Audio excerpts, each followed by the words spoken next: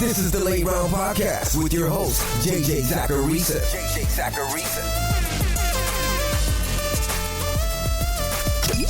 What's up, everyone? It's JJ Zacharisa, and in this episode 930 of the Late Round Fantasy Football Podcast, sponsored by Underdog. Thanks for tuning in. Before getting into the transactions this week, I wanted to let you know about a cool new game over on Underdog that you can play through October.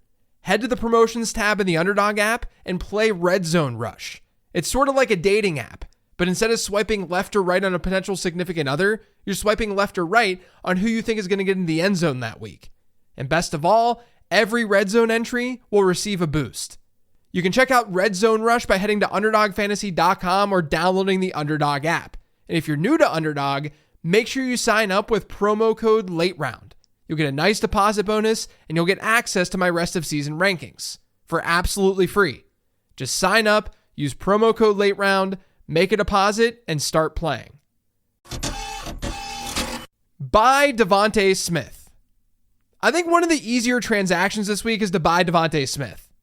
He only had 2 targets against the Giants. It was 1 target, depending on your source.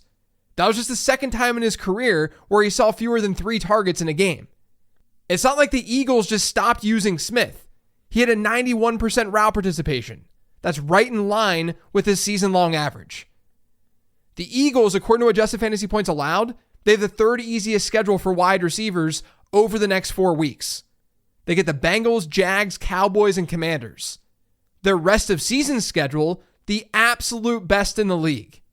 Things are set up very well for a Devonta Smith bounce back. Add Jawan, Jennings, and Ricky Peaw. So Brandon Ayuk is now out for the year, and Deebo Samuel's hospitalized with pneumonia. The 49ers need Jawan, Jennings, and Ricky Peaw.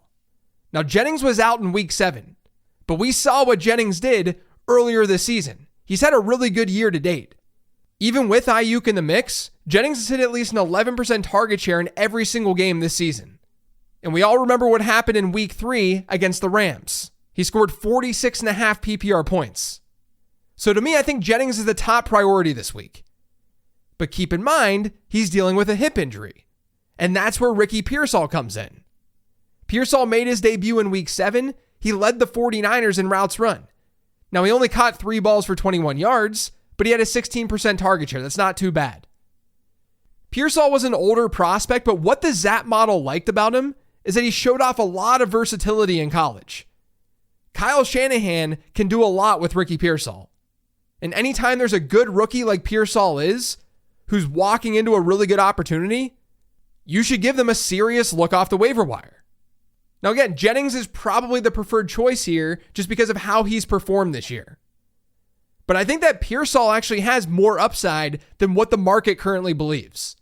So I think being aggressive with both of those wide receivers this week makes a lot of sense. And then for deeper formats, don't forget about Jacob Cowing either.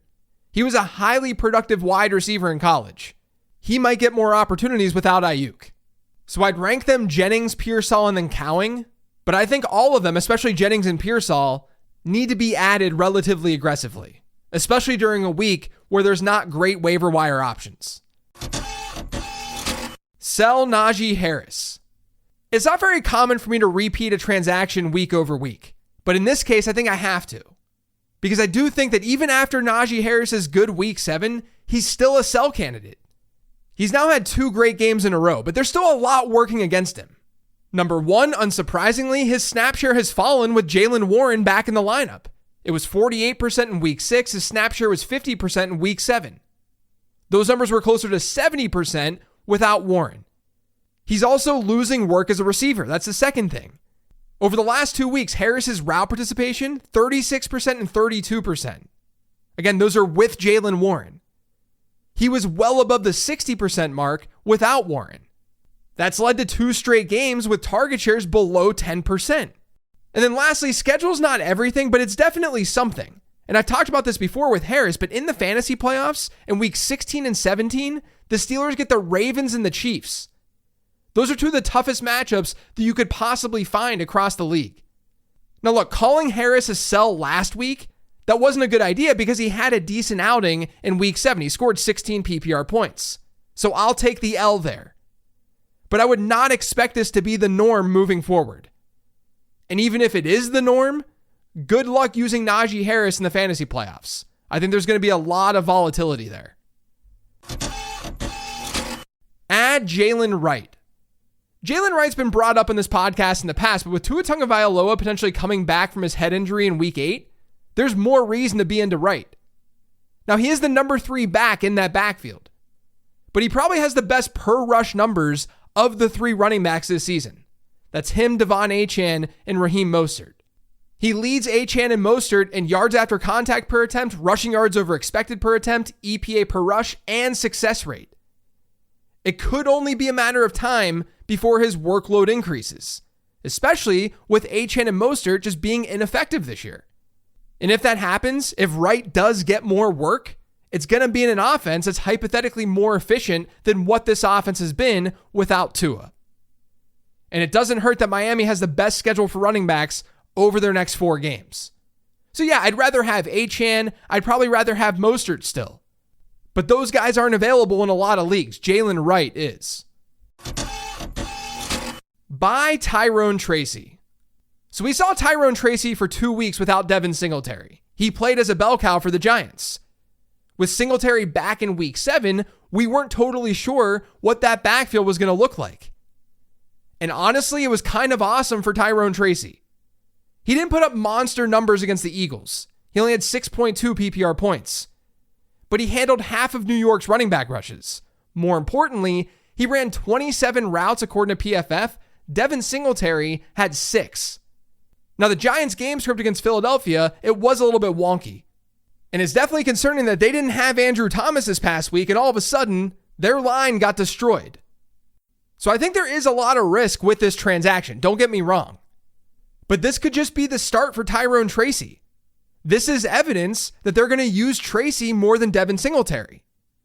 Maybe they didn't use Singletary because he was coming off that injury, but Tyrone Tracy has been the better running back this season. And at the very least, if he's the receiving back, which makes total sense given his skill set, these potential negative game scripts that the Giants are going to face, that's a good thing for Tyrone Tracy. Or at least it's not a terrible thing. Had Tracy posted awesome numbers, this wouldn't be an easy recommendation. But he didn't. So there's going to be plenty of non-believers out there. Don't be one of them. This is the right kind of bet to make at this point in the season. Add Keon Coleman. So the Bills added Amari Cooper last week, and then Keon Coleman, he goes out and scores a season-high 16.5 PPR points. This is why we love fantasy football. Coleman hit a season-best 21.9% target share on Sunday. That led to his strong performance against the Titans. Look, he's a solid rookie wide receiver in a good offense. There's nothing wrong with adding that kind of player or having that kind of player on your roster. But after just 1 week, the narrative has largely changed. Or at least for some people, it's changed. The narrative went from Keon Coleman is dust with Amari Cooper in town to Amari Cooper can help open things up for Keon Coleman. His presence can help Keon Coleman. And I'm not buying that. I mean, I'm buying the idea that Coleman can be more efficient. I'm just not buying the idea that Amari Cooper is going to make him a better fantasy asset, especially from a ceiling perspective. The fact is, guys, Amari Cooper, he ran around on just 34% of Buffalo's dropbacks on Sunday. That's not the usage that we're going to see from Cooper week in and week out. He's their number 1 wide receiver. You think they're going to have a 34% route participation for Amari Cooper all season long? Of course not. Keon Coleman saw 7 targets, and after watching that game and looking at the film, none of those targets came with Amari Cooper on the field.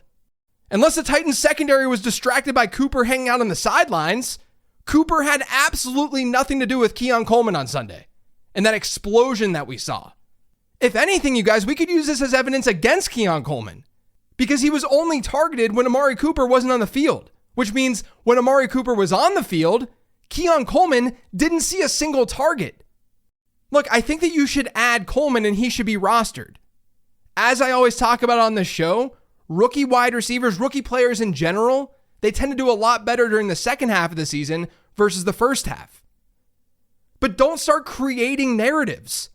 There's absolutely nothing to the idea that Amari Cooper, because of this one game, is good for Keon Coleman. If anything, we could use that in the reverse and say that he was bad for Coleman. If someone in your league is believing that idea, believing that narrative, then you could add Coleman this week and hypothetically trade him. Hold Braylon Allen. So Breece Hall's seen an uptick in backfield share ever since the Jets made their coaching changes. That's hurt Braylon Allen. After 4 straight games with at least 1/3 of the Jets' running back rushes, Allen's been around the 14% running back rush share range over his last 2. He's not startable. You can't even throw him in your flex. But don't drop him. We're in the thick of it right now, guys. Injuries are inevitable. Allen is still one of the best handcuffs in the game. And the Jets have arguably the best rest of season schedule for running backs. So if Hall were to go down, not only should we feel confident in Braylon Allen's talent and what he could do in that backfield, but that's against a really good schedule too. Just because he's not a flex option anymore doesn't mean that he's droppable. Add Cedric Tillman. The waiver wire this week, it's not that great. So you're going to get a transaction like this one to add Cedric Tillman. I'm telling you to add a second-year wide receiver who had a historically bad yards per route run rate as a rookie. But look, Deshaun Watson, he's out for the season. Amari Cooper, he's in Buffalo. And without Cooper in week 7, Tillman saw a 25% target share. He caught 8 balls for 81 yards. The Browns are going to be rolling out Jerry Jeudy, Elijah Moore, and Tillman in 3 wide receiver sets. Jeudy has not shown anything special. Elijah Moore has underperformed since his rookie year. Maybe Tillman will carve out a role in this Deshaun Watson-less offense. So you can add him this week. I just wouldn't spend more than a couple of bucks unless you're in a really, really deep league. Sell Tank Bigsby and hold D'Ernest Johnson. So look, a couple of weeks ago, I had Tank Bigsby as a sell. And that looks kind of rough today. To be fair though, that recommendation, that was made before Travis Etienne's injury. I didn't know that Etienne was going to miss time. Had I known that, of course I wouldn't have made Bigsby a sell. But regardless, it was a bad result. Now, considering the Jags' backfield just looks completely different these days, I thought that I would talk about Bigsby once again, because after a strong week 7, I think he's a pretty clear sell. The Jags' upcoming schedule, they get the Packers, Eagles, Vikings, Lions, and Texans. They're more than likely going to be pretty big underdogs in each one of those games. And that's a big problem for Tank Bigsby, because he's still not being used as the team's primary pass-catching back. Even without Travis Etienne. He did see a season-high 38% route participation in week 7, but that's still not an elite number for an RB1, for a top back on his team. D'Ernest Johnson, for a second straight week, he ran more routes than Tank Bigsby. Jacksonville was just fortunate to face New England. They had a nice positive game script against them. And that really favored Tank Bigsby's skill set. That's not going to happen each week, especially with this Jacksonville team, and especially with those upcoming matchups. So if you can flip him at a high, I think it makes a lot of sense to do that. And then don't drop D'Ernest Johnson. At the time of this recording, I don't know how long Travis Etienne is going to be out, but as long as he is out, Johnson could be a cheap PPR play. Buy CeeDee Lamb. It's been kind of a disappointing year for Lamb. He's averaging 15.4 PPR points per game. That's down over 8 points per game year over year. He's scored 20 PPR points in just 1 game this year. But I wouldn't be overly concerned. His output hasn't really been there the last couple of games in particular. He scored 11.4 and 16.1 PPR points. But in those games, he saw target shares of 22% and 33%. According to PFF's expected fantasy points formula, Lamb underperformed the last time that we saw him by 10 PPR points. He should have had a much, much better game. As I talked about last week with Dak Prescott, the Cowboys have a pretty nice rest of season schedule. They have the 5th best one for wide receivers by adjusted fantasy points allowed. And in the fantasy playoffs, in weeks 15 and 16, Dallas gets the Panthers and the Buccaneers. Those are 2+ matchups before an okay enough matchup in week 17 against the Eagles. CeeDee Lamb's bye week is already up. You don't have to deal with that moving forward. I think there's a lot of value here with Lamb. Add Hunter Henry. We've now had 2 Drake May starts, and in those 2 games, Hunter Henry has seen target shares of 16% and 25%. His PPR output, 13.1 and 17.2 points. New England's short-term schedule, it is a little bit concerning. They get the Jets, Titans, and Bears over their next 3. But this might be a legit connection between May and Henry. And considering the tight end landscape, Henry should be rostered in way more than 31% of Yahoo leagues. Sell Tucker Kraft. So if you're like me, you've just been riding this Tucker Kraft wave. He's scored 4 touchdowns over his last 4 games, and he's ranked as a top 10 tight end in 3 of those 4 contests. Now, there's nothing wrong with his route participation, but the Packers are more than likely never going to give this guy really high target share in this offense. They like to spread things around. He's coming off back-to-back games with sub 13% target shares. He has 46 yards in those 2 games. According to PFF's expected fantasy points formula, Kraft has outperformed expectations so far this year by 3.4 PPR points per game. I think that he should still be a viable option each week. We're talking about the tight end position here. But if you compare him with someone else on your roster to upgrade one of those positions, now might be the time to do it. This touchdown production, not totally sustainable. But I get it, there's a real chance that the market isn't that bullish. If that's the case, then you could just hold him and ride this thing out. Buy Xavier Worthy. So when Rashee Rice went down with a season-ending injury just a few weeks ago, many thought that Xavier Worthy would see a big uptick in usage. And that led to me making Xavier Worthy a sell within this podcast, within this 15 transactions list. Now, the market sentiment, it's probably changed a little bit. That flips him to more of a buy. Remember, this podcast and these recommendations, it's based on what the market is saying, more than anything else. My stance on Worthy hasn't dramatically changed, but the market stance might have. Because he really hasn't done that much without Rashee Rice. In his 2 games played without him, he totaled 44 receiving yards. But Worthy had a 32% target share in week 7. That was a season, and I guess career high. He had a 56% air yard share. That was another high. Based on his usage in week 7, he underperformed versus his points per game expectation by roughly 10 PPR points. Worthy has now seen his target totals at least stay the same or increase every week this season. And there's a lot up in the air at wide receiver in Kansas City right now. So it would be surprising to me if things trended in the wrong direction moving forward for the rookie Worthy. Add Bo Nix. Bo Nix has averaged 19.3 standard fantasy points per game over his last 3 games. But he's only thrown 4 touchdowns. How's this happening? Well, because he's getting it done on the ground. Over his last 2 games, he's rushed for 136 yards. This season, he's giving fantasy managers 6.2 fantasy points per game with his legs. Here in week 8, the Broncos get the Panthers. The Panthers are the second best matchup for quarterbacks by adjusted fantasy points allowed. The Broncos, they surprisingly have a team total north of 25 points this week. So Bo Nix is a great streaming choice. Add the Detroit Lions defense. The Lions are at home this week. They're 10.5 point favorites against the Titans. Tennessee has been the 5th most advantageous matchup for opposing defenses this year when looking at adjusted fantasy points allowed, and only the Patriots have given up a higher pressure rate. All of that makes the Lions a great streaming defense. I've got 2 bonus transactions for you this week because we had a doubleheader on Monday night and some stuff went down. The first one's to add Rashad Bateman. He's had decent peripherals for a handful of weeks now. It's just been kind of tough to pull the trigger.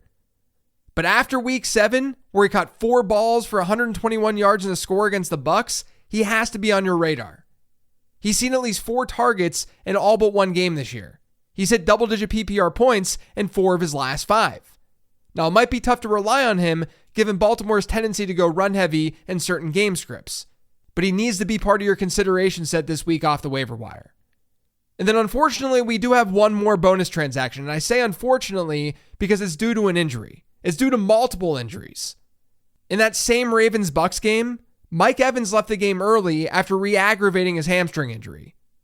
That could end up sidelining him for multiple games. But more importantly, at the end of that game, and I'm recording this soon after this happened, but at the end of the game, Chris Godwin suffered what appeared to be a season-ending ankle injury. Again, I'm recording this just moments after that happened.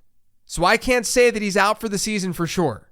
But plenty of Twitter doctors like Jeff Mueller, they're saying that this looks like a season-ending injury for Chris Godwin. So Mike Evans is hurt, Chris Godwin's hurt. What now? Well, someone like Cade Otton, he could get a natural boost in this offense without Evans and Godwin.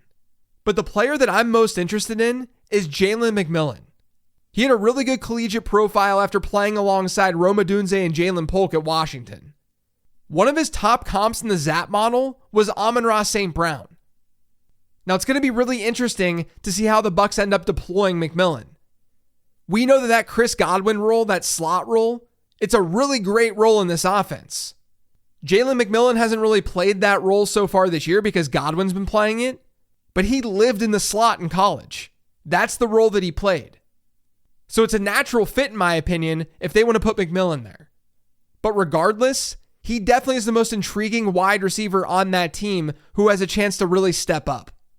He's the player that I would be adding this week off the waiver wire. That's it for today's show, though. Thanks to all of you for listening. If you yet subscribe to the Late Round Fantasy Football Podcast, make sure you are by searching for it pretty much anywhere podcasts can be found.